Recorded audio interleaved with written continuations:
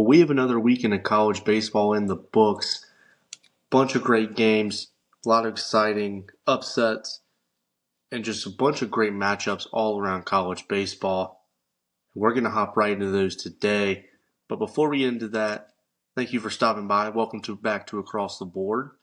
It is Friday night, and we're going to record and get this video out to you. We did post a clip on TikTok, Instagram, and YouTube Shorts. You can check that out of your games of the week to go watch.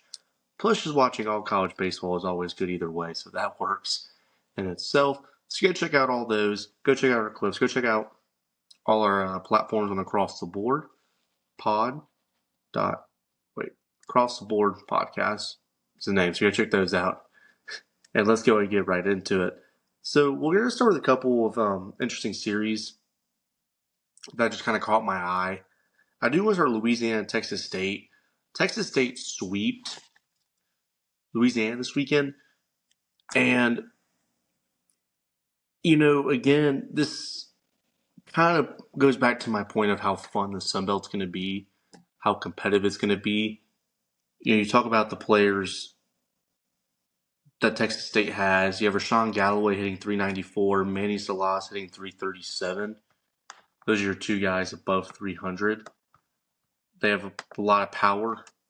Love how those guys play. And they have Jesus Tovar. He's pitching at 2.97 ERA. Now, the staff is throwing at a 5.60 ERA, which is higher than you would like it to be. But this Texas State team is going to be interesting to watch in the Sun Belt. And you had a rough weekend, without a doubt. But I'm not concerned about this team. They're going to be good. It's going to be a fun Sun Belt to watch for sure. And I'm pretty pumped to kind of watch how the Sun Belt pans out, I would say, because there's just a lot of good teams. When you got South Alabama, who's kind of lingering down there. You have Coastal Carolina, Southern Miss. You have UL, Texas State, Arkansas State. I mean, there is a lot of talent here. And so it just makes this conference more fun to kind of watch and pay attention to. So I thought that was an interesting series. And then Nebraska and Michigan. Nebraska went 2-1. They entered the bowl this week. Ty Horn went 4 2/3 inning pitch. He had 6 hits, 2 runs, 2 walks, and 8 strikeouts. He's a great player on this staff. But I kind of love what Nebraska has. You kind of got to take a look at them earlier on this year in the tournament they played in Arlington, Texas. But you got to kind of get a view of what they have.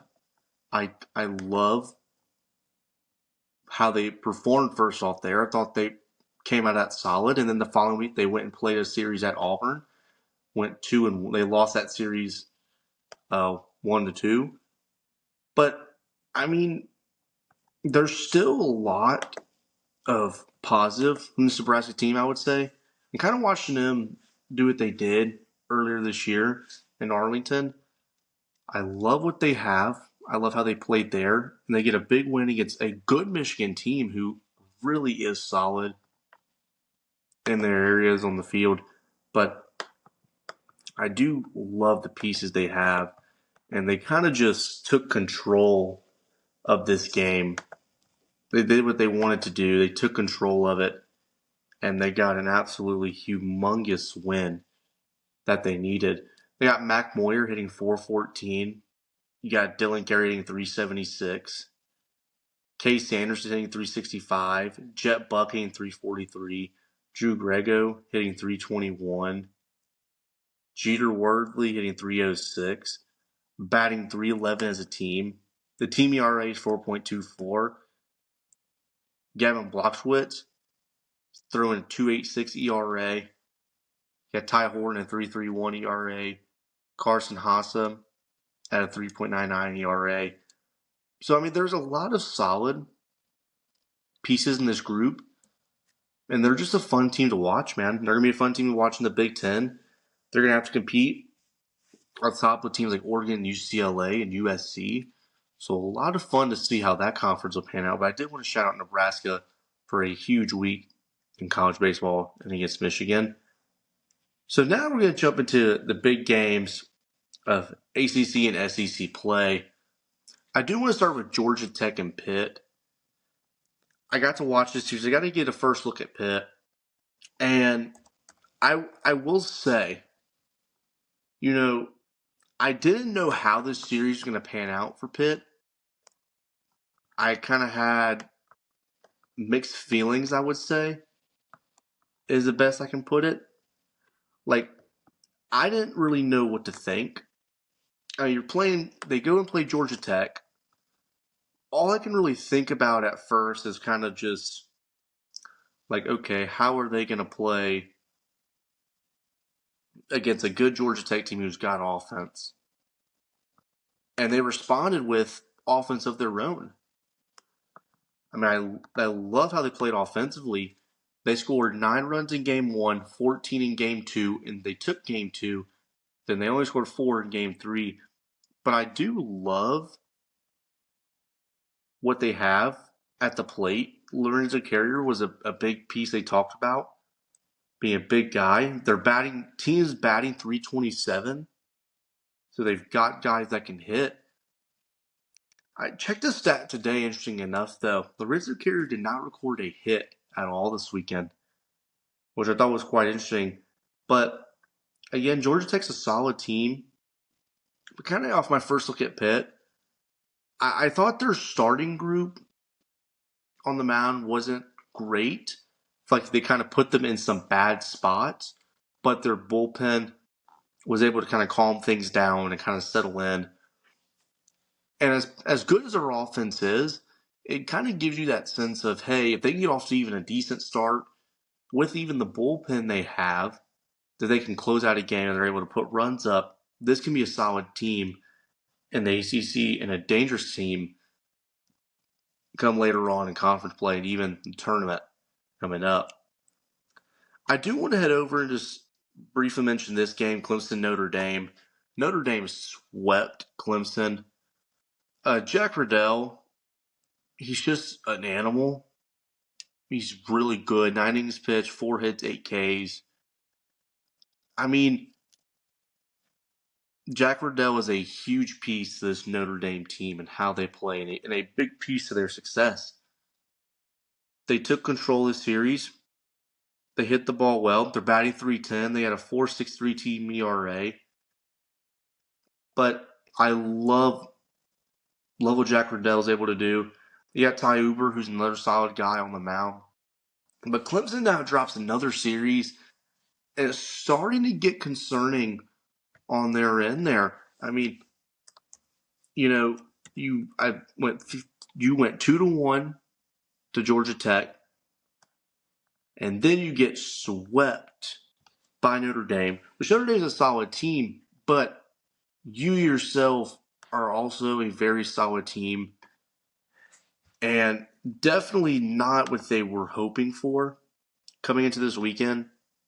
Just very concerning. They're batting .294 as a team, and the 3.54 team ERA. I mean, they have a solid group here. They've got the pieces to be good. But right now, just things have not gone their way. Some days they haven't been able to put runs across the plate, and it's been a major struggle for this team. So you're kind of hoping that they can get things turned around, but we'll see as time goes on. And that's just an interesting group, and they kind of have to pay attention to as time goes on. All right, we're going to head to Wake Forest and Virginia. Virginia won this 2-1. I love Virginia's offense. Simple as that. They're able to get runs across the plate. I love how they play baseball. They get the job done. They get runs across the plate in just a huge fashion. They're a dominant team at the plate. And I love what they bring. I love the pieces. Their pitching staff has been solid, but at the plate, that's where they've taken control of games. and they did it against Notre Dame. Against Wake Forest.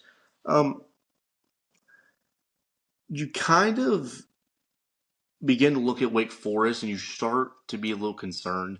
Last week at Florida State, the starting pitching was outstanding, and then the bats just were really cold. And then this week, the pitching wasn't that great either. Virginia teed up. The bats got better as time went on, which was a positive. But Virginia is such a good team offensively that if you're not making the right pitch selection, well, most likely that ball's not staying in the park. So a big struggle there for Wake Forest, and Blake Morningstar, just a major concern there. A guy that Wake Forest loves to count on has not been at his best. Struggled the past couple of weeks, and it's just been a major, major concern to kind of see this team doing what it's doing right now, especially because the bullpen, a huge piece that we've talked about, and how big that's going to be to their success. The bats haven't been working out in their favor. I mean, they've just had their moments this year, and it's just been very concerning. Blake Morningstar's up to 8 even ERA, which is a huge struggle and very concerning. So I'm interested to see how they kind of flip that around. But I love what Virginia's been able to do. I love what Henry Zetkowski has been able to do and what he's brought to the table for Virginia, doing his job and taking over that role that he's kind of had to. But at the end of the day, I love what they bring. They're going to be a fun team to watch going forward. I love what Virginia has. They're going to be a fun team in the ACC.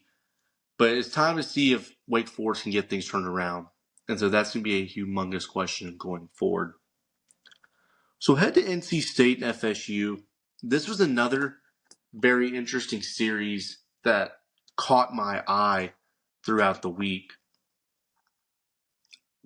because NC State took game one, which it was a dogfight. And then kind of after that, FSU showed up and became real. They dominated at the plate. They got home early and fast. And I was very impressed with what they were able to do this series. Miles Bailey is just elite. He's an elite player who does elite things. And I mean, he's just continuing to show that as conference play goes on, how elite he is, what he's been able to do, what he offers to the table. I was also very interested to look at FSU and with John Abraham in the bullpen. They got FSU's got 3.62 team ERA, batting 297. I put John Abraham. I thought it was really solid at the bullpen. He went 3 2/3 pitch, giving 2 hits, 1 run, 1 walk, and 6 strikeouts. He's made 9 appearances this year. He's a .42 ERA, 21 2/3 pitch, 9 hits, 2 runs, 6 walks, and 30 Ks. Thought he was a solid guy at the bullpen. But, I look at FSU, and they just showed up. NC State struggled on the mound Sunday. Didn't do them any good. But this FSU team is going to be good. Right now, they're definitely on my radar to be an Omaha team. They've got the rotation, Trey Beard, Wes Mendez. I love what they have going there, and they're staying on my radar. They're hitting well. They're getting runs across the plate. They're playing good defense. They're doing the things right. And so I'm very intrigued to see what they're able to do going forward as well. They're going to be a fun team to watch. I love what they have. I love the pieces that they have. And so I'm very excited to see how that ends up for them going forward. Now we're going to shift to the SEC. A big series took place this weekend with Texas and Auburn. This was very fun to watch. So, game one, yeah, Frugal Rojas, Jake Marciano, two dudes who are absolute ballers on the field. You have Ruger, he went 6 and 1/3 inning pitch. He went 5 hits, 1 run, 1 walk, 6 Ks. Jake Marciano went 7 innings pitch with 2 hits, 1 run, 2 walks, 9 Ks. No surprise from those two. Those are elite pitchers in the SEC. They will continue to be elite pitchers in the SEC and elite Friday starters. What they're able to do, they control the game, they control the pace, they're in control when they're on the mound. They just do that very well, and that's what they're solid at. A very unfortunate ending. Aiden Robbins misplays a ball in the outfield, a roller, rolls by him. Auburn walks it off. But, I just loved watching this series. And you go to game 3, you'll go look at the box scores, and you go to game 3, and you'll see Texas shut out Auburn. But if you go watch the game, it was a hard-fought shutout. Hard-fought shutout. I mean, it was insane to watch this series and craziness everywhere. Very competitive, and my hopes on Auburn, I loved getting to watch them this weekend, and I enjoyed getting to kind of see what they brought. But I was more intrigued to kind of watch Texas, how they would respond. They lose another series opener. They lose to Auburn in a very heartbreaking fashion, but they respond well. They performed, and they got the job done when they needed to. I love getting to watch Aiden Robbins. He's an elite center fielder, great outfielder at that. But again, more pieces.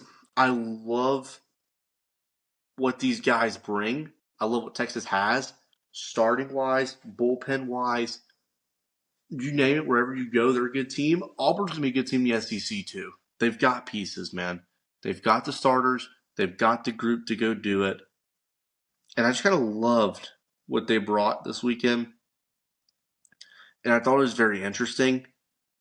Like, you look at Texas' rotation, you have Volantis throwing at a 1.35 ERA. Rojas throwing a 1.93 ERA, and then Harrison throwing a 2.37 ERA. They've got the starters. The Texas team pitching staff ERA is 2.92. Team's batting 303. They're just such a good team. They're getting the job done. And they bring the pitching there. They bring the pitching to the table. They bring the bats. They're just going to be a tough team to beat this year. Right now, they're definitely an Omaha lock for me. I mean, they are just so good. And they've got the pieces to be an elite team in the SEC and to be a national championship winner. Now, I want to go to Florida, Alabama. We'll first start out with Alabama swept Florida. Tyler Fay, complete game, no hitter. 9 innings pitched, no hits, 2 walks, 13 Ks. Loved how he played in this game. Loved it, loved it, loved it. It was absolutely humongous. It was believed for the first time since 1942 that it was a single pitcher only shutout. But watching Alabama this weekend, it was kind of,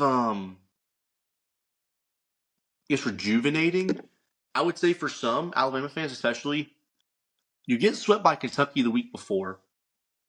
You come back to play Florida, who is a solid team, and you proceed to sweep them.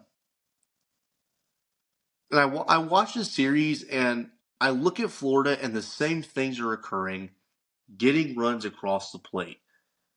That's one thing they've struggled to do as of late. They haven't been able to get the key hits to get runs in late in games, and it's hurt them.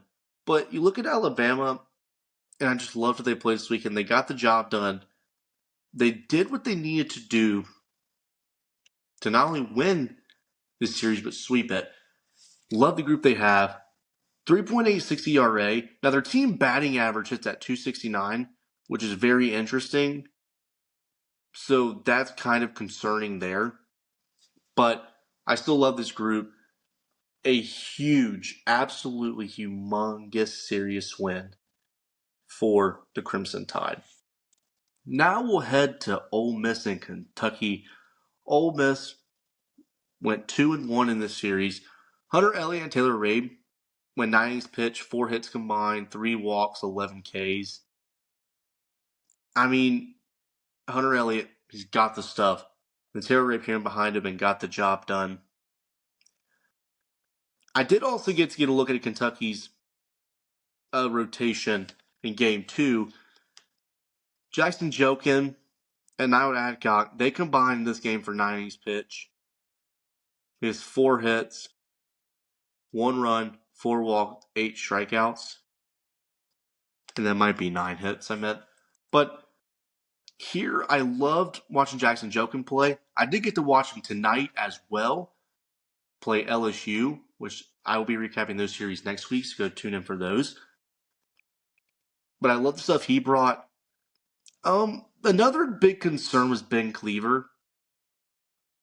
He struggled again to open a game. It's been 2 weekends in a row, and it's very concerning. And so, right now, that's a huge piece to this Kentucky rotation that you've got to have. So I feel like that's one thing to kind of pay attention to, is how concerned is this group about Ben Cleaver and how he's been performing of late. Because it has not been pretty, for sure. But back to the game itself, I mean, Ole Miss, they've just got the players. They're a solid team, good program. They're batting .270 on the year. Team ERA of 3.67 in the pitching rotation. Cade Townsend, going .92 ERA. He's been solid this year for the Rebels. But I look back at this, another look at Kentucky. Ben Cleaver, that's been a huge concern for this Kentucky team. But they've also got talent. Ole Miss, love what they were able to do this week. Put runs on the board, got some solid pitching, and this was a fun series to watch for sure. Then we go Georgia Texas A&M. I was not surprised to see the high scoring affairs in these games. I did want to shout out in Game 1, Justin Bird and Kane Aoki. So these are 2 guys coming out the bullpen. So they combined for 6 1/3 inning pitch of 3 hits, 2 walks, 6 strikeouts. Loved how this Georgia bullpen looked this weekend. I thought they played very well. In Game 2, you had Dylan Veig and Max Scott. 9 innings pitched, 8 hits, 2 earned runs, 5 walks, 11 Ks. They played well. And A&M just took control, and it was an absolute bloodbath in Game 3. But I look at Georgia, and I feel like their starters are good enough. Like, I'm not, like, enthused or I'm not, like, down on them. I'm just in the middle, like, okay, like, these guys can win you games. But I was definitely more impressed with the bullpen, which came in this weekend. But their bats are a huge piece of their success. You talk about the lineup and the experience they have in that lineup and the group they have. And you kind of just begin to wonder and just begin to understand how good the Georgia team is experience-wise, how good they are at the plate. The next big question is, can they get the starting group kind of going, like Volchek and Veig? Can they get that group going to expand on this team and to help them potentially become an Omaha team? That's going to be a huge question going forward there. And then the final series, Oklahoma LSU. And you look at this series, and in Game 1, LSU gets it up 7-1. Kason Evans looked amazing. 7 2/3 inning pitch, 3 hits, 1 run, 1 walk, 15 Ks. Outstanding. Game 1. Cam Johnson struggled early. Xander Mercurius came in, closed it out well. But then you get to games 2 and 3, which you end up losing 4-2 and 4-3. Cooper Moore and Will Schmidt gave LSU a chance in these games. And the offense once again showed that they were not up for the challenge. It's very concerning knowing that that's the way it's going right now for LSU. They've got a big weekend series against Kentucky coming up that they need to win badly. So my big takeaway is Case Nevis played great. They're still concerned for this LSU squad at the plate. Still major concerns for the squad. Oklahoma's batting .290 with a 4.04 ERA on the mound. They're a solid group.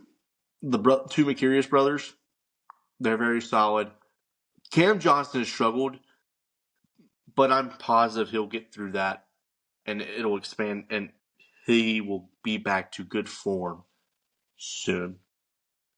So that's the main schedule. That's the schedule we just ran through. Now let's go to the stress meter that Jaden has sent me. So first we're going to start with Florida. So we talk about Florida, their struggles. They get a big series win against South Carolina. Then they go to Alabama and they get swept there. Right now, I look at this team and I say the words, they need to find the plate. They need to be able to score runs. Sundays, they need to have better days. I feel like the Sunday groups have not come out and played strong. Right now, I'm at a 6 because they're not able to get runs across the plate. And honestly, I'm going to move to a 7. Right now, they are in danger of not making it to the NCAA tournament. So is LSU. So is Vandy. They're all in the same boat, but they've got to find ways to do it, and it starts with Florida for scoring runs. That's a major concern right now. They've got to be able to do it, and they have been able to do it. So right now, I'm at a 7 for them. Then you have Clemson. Clemson is such an interesting team. And you kind of look at what they've done. They get swept this weekend. They lose down to Georgia 3-1. And then,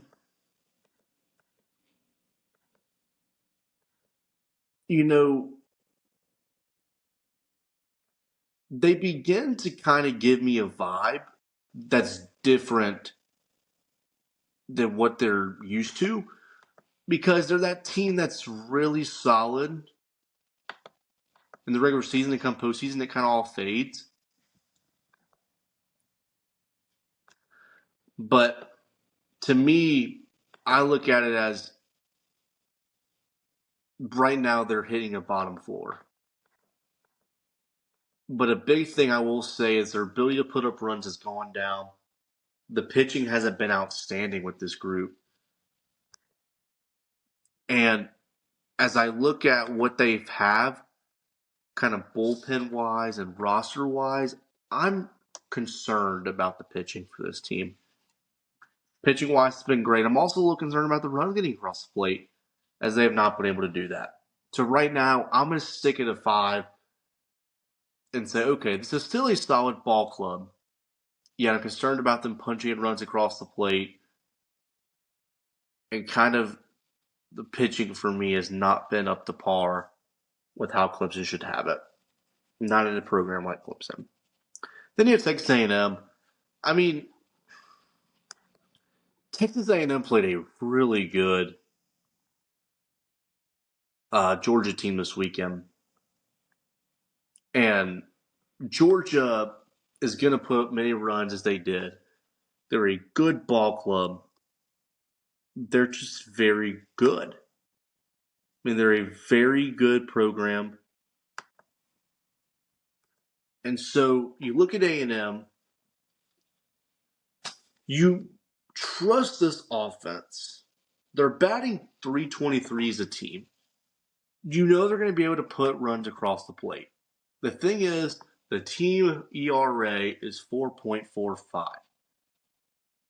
So you have Aiden Sims throwing 3.77 ERA. You have Shane Deo at 4.15 ERA and Weston Moss throwing at a 6.35 ERA. They look in the bullpen. They've got some pieces there. But again, nothing insane. But there is a solid group. I'm really not that concerned. Maybe the starting pitching, kind of like Georgia, isn't great. But if they're able to get runs across the plate, nobody will beat them. And maybe not nobody will beat them. But if they would put runs across the plate like they usually do, they can compete with about anybody in the country. So right now, I'm going to put them at like we'll do a 4 for now. I'm not super concerned yet, but it'll be something to kind of pay attention to going forward and keep your mind NC State 2, 1 maybe. I mean, they've played well these past couple weekends. They've got bats. They hit the ball very well. They're a solid ball club. They've got good pitching. They've just struggled kind of in the bullpen slightly, and then Sundays have not been their best days. But I do love what this team has and what they bring, and they're going to be a very fun, interesting team to watch as season goes on. But with them, I'm at a 2. It's hard to be very concerned with this team when they're still doing what they're doing, and they've played a very tough Georgia based, not Georgia, a tough Florida State team. And then finally, we move to UL. They get swept this weekend, and that's a little concerning. If it was a 2-1 deal, it would be like, okay, but they did just get beat 3-0.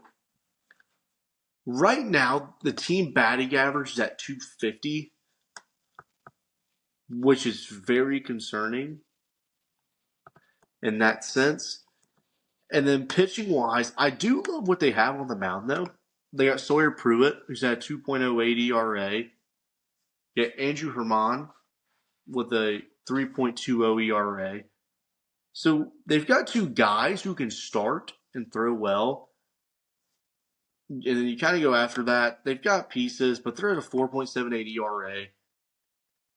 And the runs have not come easy for this team.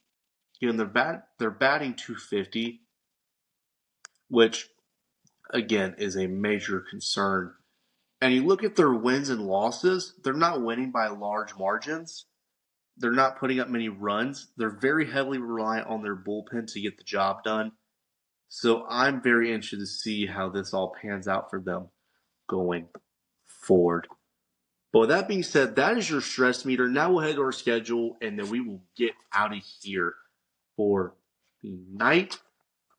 With your main schedule for the week, you've got Texas and Oklahoma, Virginia, Boston College, North Carolina, Notre Dame, UCLA, Iowa, Pitt, Louisville, Duke, FSU, NC State, Georgia Tech, Florida, Arkansas, Auburn, Alabama, Texas A&M, Missouri, Texas Tech, TCU, Mississippi State, Ole Miss, Kentucky, LSU, Oregon, UC Santa Barbara, Tennessee, Vanderbilt, Miami, Clemson, Oregon State,